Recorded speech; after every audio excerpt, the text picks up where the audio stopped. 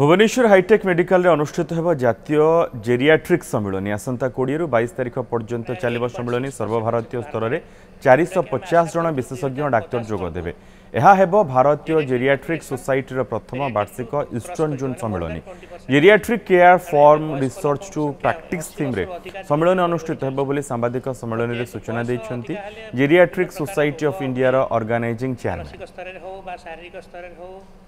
आमे जे खाली रिसर्च करिया कागज कलम रे बा कॉलेज रे बसिकी ता नुहे आमे जहाँ जेरियाट्रिक विषय रे रिसर्च करूछु बा पाठ पढुछु ताकू केमती कार्य प्रणाली रे उपयोग करि परिबा गाँ गहली रे जो डाक्तर माने रहउछंती सेमाने किपरि ज्ञान को नेकी सेटे यूटिलाइज करिवे रूरल एरिया रे।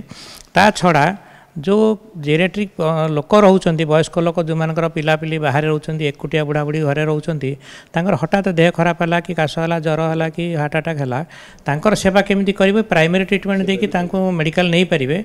सेथिबे आमे जेरियाट्रिक केयर गिवर बोली एक ट्रेनिंग भी दउछु।